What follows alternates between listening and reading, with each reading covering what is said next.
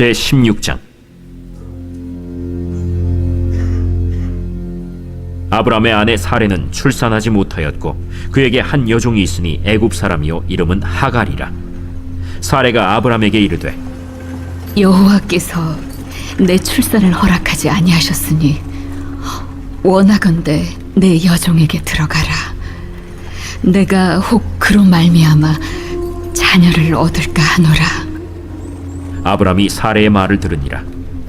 아브람의 아내 사레가 그 여종 애굽 사람 하갈을 데려다가 그 남편 아브람에게 첩으로 준 때는 아브람이 가나안 땅에 거주한 지 10년 후였더라. 아브람이 하갈과 동침하였더니 하갈이 임신하매 그가 자기의 임신함을 알고 그의 여주인을 멸시한지라. 사레가 아브람에게 이르되 내가 받는 모욕은 당신이 받아야 옳도다.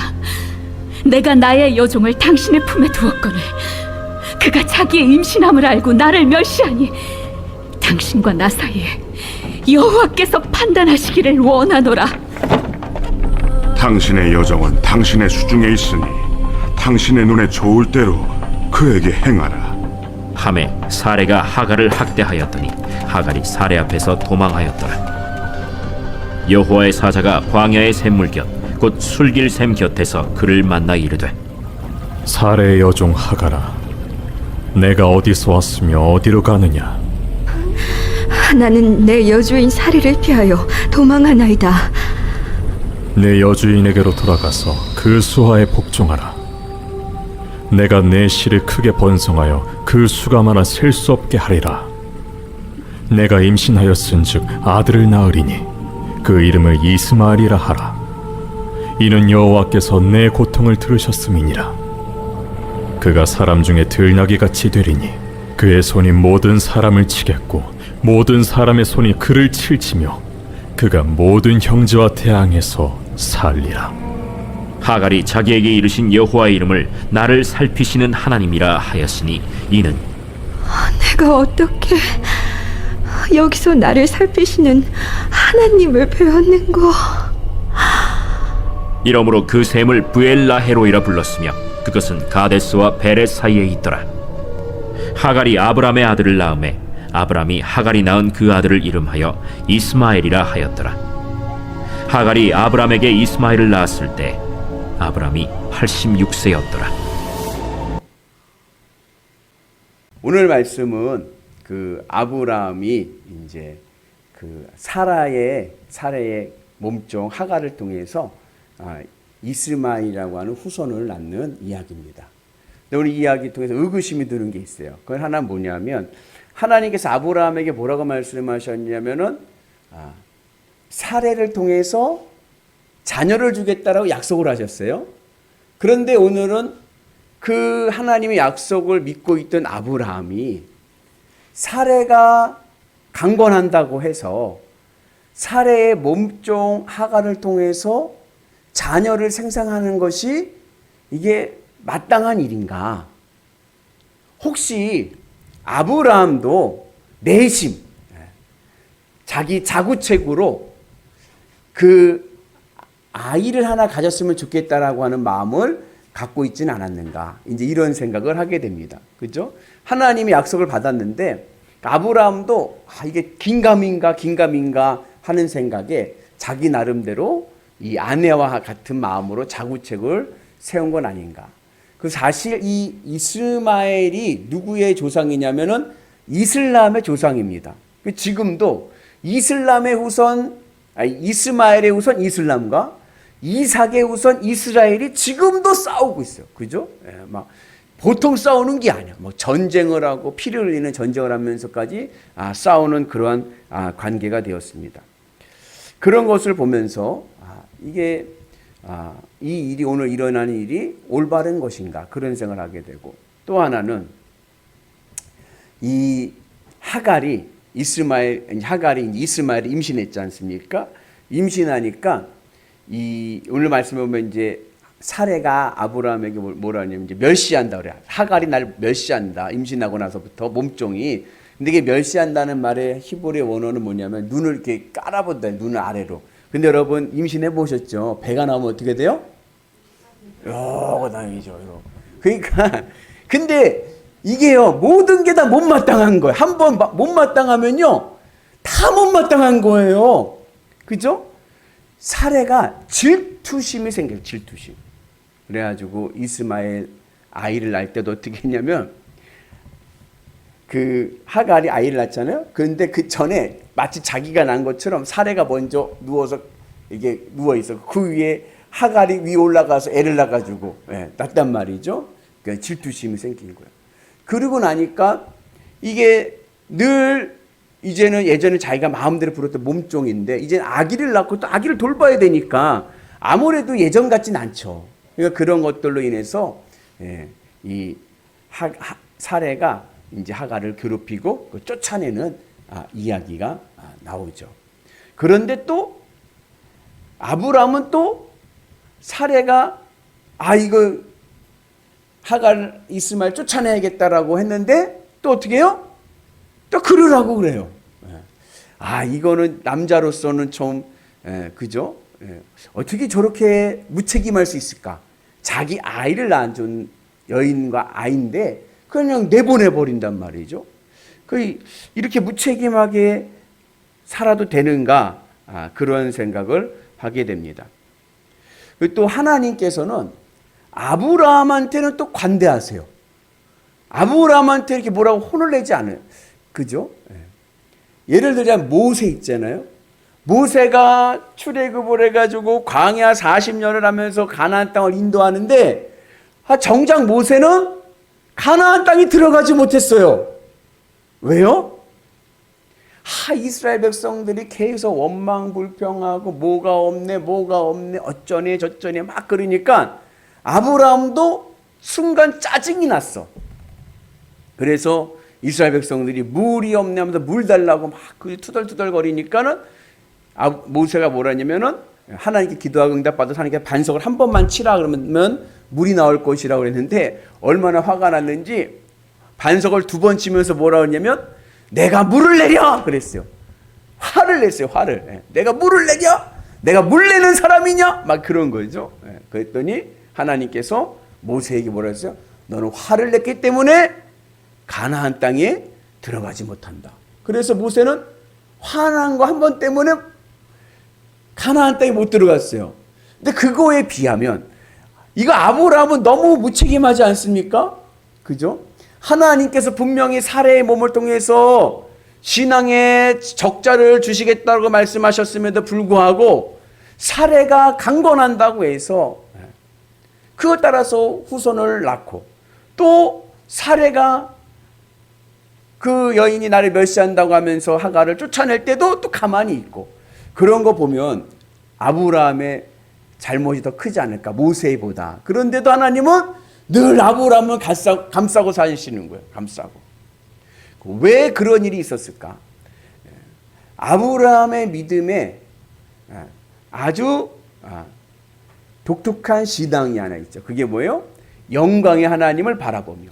그러니까는 그 사도행전에 보면 스데반 집사가 아브라함을 설교할 때 뭐래요? 아브라함은 갈대아 우르 때부터 영광의 하나님을 바라보며 가나안 땅까지 왔다. 영광의 하나님이라는 게 뭐예요? 영광이라는 것이 뭡니까? 어떠한 경기나 운동이나 또는 전쟁에서 이겨서 얻는 영이에요. 이겨서. 그러니까 아브라함의 마음에서는 항상 누가 이겨요? 하나님이 우승하시는 거예요. 그러나 아브라함은 늘 마음에 하나님만 바라보고 살아가는 거예요. 그 하나님만 바라보고 살아갈 때에 무슨 일이 생기냐면 세상에 대해서는 좀 소홀할 수가 있는 거예요. 그죠? 여러분 사회생활 하시다 보면 하나님의 일을 바라보고 주님만을 바라보고 주님의 일을 막 하다 보면 때로는 뭐요? 가정에 또 직장에 소홀할 수가 있어. 완벽할 수가 없잖아요. 근데 아브라함이 그렇게 갔더니 하나님께서 그 가정사와 그리고 아브라함의 삶의 자리를 지켜주시고 복의 복을 주신 줄로 믿습니다. 그래서 우리가 신앙생활 할 때 가장 중요한 원칙 중에 하나는 뭐냐? 영광의 하나님을 바라보고 살아가면 하나님의 사랑을 독차지합니다. 그러면 이 세상의 일은 누가 해결해 주세요? 하나님이 중재자가 되셔서 하나님이 역사하시는 거예요. 그래서 하나님께서 하갈을 쫓아낸 하갈을 돌보시고 그 하갈과 이스마엘을 새 민족의 조상이 되게 하고 하나님의 은혜 안에서 이 사레와 하갈과 아브라함의 관계를 중재하시는 그러한 은혜를 우리가 경험하게 됩니다. 그래서 우리가 주님의 은혜 안에서 하나님의 사랑을 독차지하기 위해서 때로는 하나님의 편애 같아 그러한 사랑을 받기 위해서는 영광의 하나님만 바라보시고 하나님으로 기뻐하며 나가는 은혜가 있기를 축복합니다. 아브라함의 신앙의 가장 큰 특징 중에 하나가 또 뭐냐면 아브라함은요 싸우지를 않아요. 물론 롯을 따라서 쫓아가서 전쟁을 한번 했지만 그 외에 일반적인 생활 속에서는 늘 소통하면서 살아갑니다. 그러니까 아브라함의 신앙의 가장 큰 특징이 뭐냐면 소통을 한대요. 소통. 사회와 세상과도 소통을 해요. 여러분 보세요. 교회가 있어요.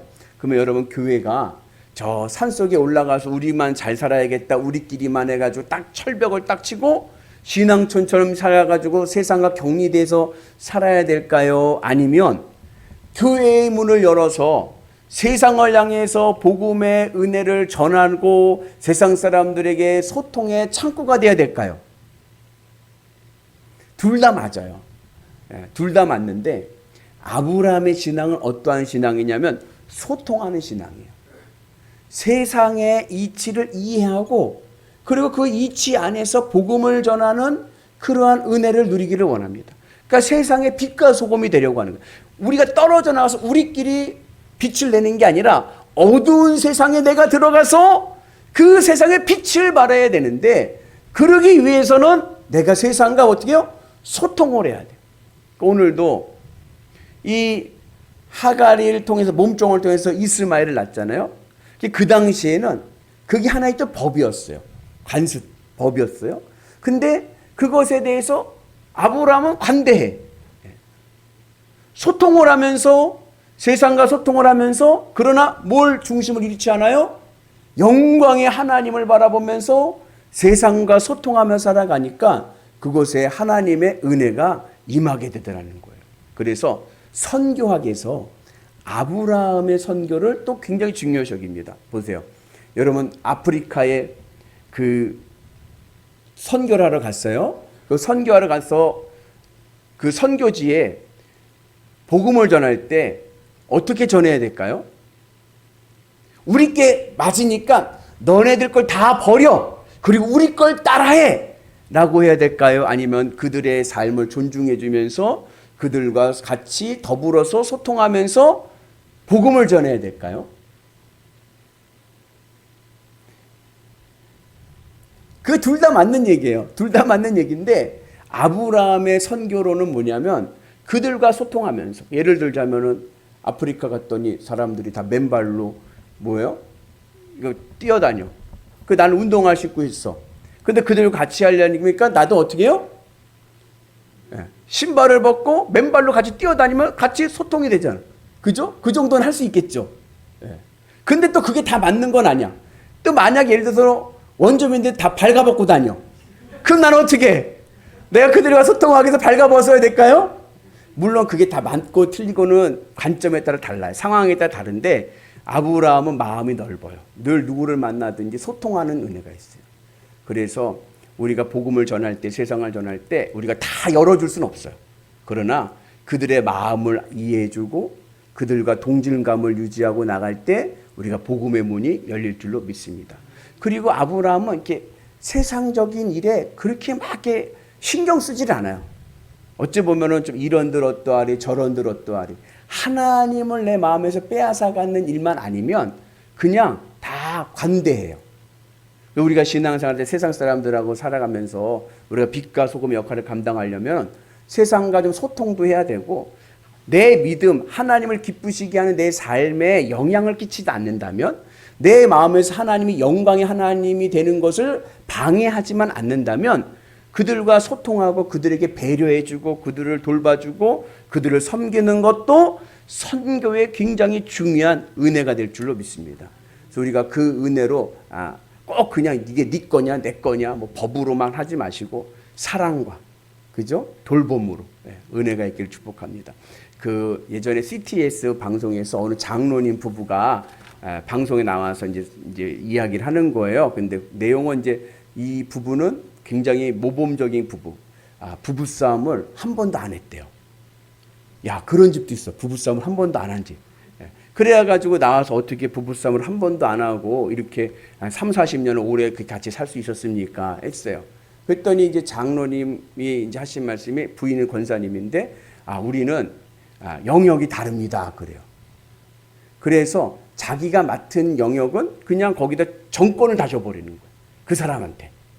그래가지고 저희 아내는 내무부 장관이고 저는 외무부 장관입니다. 내무부 장관이 하는 일은 외무부 장관이 절대 관여를 하지 않는데 그 내무부 장관이 다 알아서 하도록 한대. 그 외무부 장관이 하는 일에 대해서는 또 내무부 장관이 손을 달지 않는데 외무부 장관이 다 알아서 하도록 정권을 맡긴대. 그 정권을 맡기니까 싸울 일이 없다는 거예요. 그래서 이제 사회자가 그러면 내무부 장관이 하시는 일이 뭡니까 했더니 내무부가 뭡니까? 국정을 안을 보살피는 거잖아요. 그러니까 우리 집안 가정사를 돌보는 직책입니다. 가정사 돌보는 게 뭡니까 했더니 아이들 그 학교 공부하는 거, 그 다음에 월급 받은 거 경제 통장 관리하는 거, 집사하는 거, 뭐 가족 경조사 하는 거 그런 게 다 내무부라는 거예요. 가정사. 그 가정사는 다 아내가 정권을 맡아서 아내가 다 한다는 거예요. 그래서 집도 남편은 자기는 집도 안 보고 자기가 결정한 것도 없대. 아내가 그냥 사면 그냥 이사 가는 거래. 자기는. 예. 그렇게 해서 생활을 했다는 거예요. 그래요? 그러면 이게 다 이게 권사님이 다 하신 거네요? 그랬어요. 아닙니다. 저는 외무부 장관으로서 외무부 장관 일을 합니다. 그리고 장로님. 그래서 그 외무부 장관은 무슨 일을 합니까? 했더니 그 외 모든 일을 한다는 거예요. 가정사 외 모든 일. 그러면 가정사 외 모든 일이 뭐가 있어요? 했더니 남북 평화 통일에 대해서 연구를 하고요. 환경에 대해서 연구를 하고요. 예, 예. 요즘에 이제 얘기하면 이제 핵 해갖고 저 일본의 그 핵물을 하느냐 마느냐 이거 연구하고 환경 운동하러 다니고 그런다는 거예요. 외무부 장관으로서 바깥에 일을 한다는 거예요. 그랬더니 서로 영역이 딱 있어서 목사님 그 장로님은 이제 환경 운동하러 다니고 뭐 그 바깥에 이제 막 남북 평화 뭐 이런 데 다니고 막 이런 데 다니고 사모님은 권사님은 집안일 돌보니까 서로가 영역이 다르니까 싸우지를 않는다는 거예요. 어쩌면 아브라함이 그런지도 몰라요. 가정일을 사라에게 다 맡겨버린 거예요. 그리고 자기는 하나님이라는 데 최선을 다하는 거예요. 그랬더니 하나님께서 그 가정을 돌보시고 그리고 하나님의 은혜로 그 가정에 큰 복이 임하게 된 줄로 믿습니다. 그래서 여러분 우리가 이 아브라함의 이 사건을 통해서 그냥 아브라함 그냥 그것도 가정일도 못 맞춰 이러지 마시고 아브라함처럼 나도 하나님 영광의 하나님을 바라보고 나가면 우리 가정의 모든 일들은 하나님께서 중재하시고 이끌어 가실 줄로 믿습니다. 그 은혜로 우리가 승리하는 은혜가 있기를 주님의 이름으로 축복합니다. 그리고 또 하나 오늘 이 이야기는 출애굽과 연결이 됩니다. 오늘 아브라함은 이스라엘의 조상이에요. 그죠? 이스라엘의 조상 아브라함이 가정에서 누구를 괴롭혔어요? 하갈을. 근데 하갈은 어디 여자인 줄 아세요? 이집트 애굽 여인이에요. 이스라엘이 이집트 애굽 노예 여종을 괴롭힙니다. 그래서 이 여종이 어떻게 됐어요? 탈출했어요. 엑소더스 탈출했습니다. 근데 그러고 나서 450년 뒤에 430년 뒤에 이스라엘 백성들이 요셉 이후에 모르는 왕들이 오면서 애굽에 뭐가 됐어요? 노비가 됐어요. 종이 됐습니다. 그리고 애굽에서 모세 시대 때 어떻게 해요? 탈출! 엑소더스 합니다. 그래서 이 두 사건이 대비가 되는 거예요. 이스라엘이 종이었던 애굽이 오늘 탈출하고 나중에 모세 시대 때는 애굽의 종이었던 이스라엘을 탈출을 합니다. 이것을 통해서 우리가 알 수 있는 것은 뭐냐? 하나님은 약자 편에 서신다. 오늘은 애굽 몸종 하갈의 탈출을 하나님께 돌보시고 하나님께서 그들에게 새로운 민족의 길을 열어주십니다. 나중에 이스라엘이 종이 돼서 탈출할 때는요, 그들을 또 돌보시고 그들의 가나안 땅을 약속하십니다. 그래서 하나님은 늘 약한 자를 돌보시고 약한 자에게 구원의 은혜를 주시는 분인 줄로 믿습니다. 그래서 우리가 사람들이 살다 보면은 그래요. 강한 사람한테는 약하고 약한 사람한테는 강해. 세상의 이치가 그래요. 그러나 그리스도인들은 어때요? 강한 사람에게는 담대하게, 약한 사람에게는 겸손하게 그들을 사랑으로 돌볼 수 있는 은혜가 있기를 주님의 이름으로 축복합니다. 그래서 그럴 때 하나님의 은혜가 우리 가운데 임하게 될 줄로 믿습니다. 이 땅의 일은요, 한번 하나님께 맡겨보시죠. 그리고 영광의 하나님만 바라보고 나가셔서 날마다 주의 은혜로 승리하시는 위대한 성도들 되시기를 주님의 이름으로 축복합니다.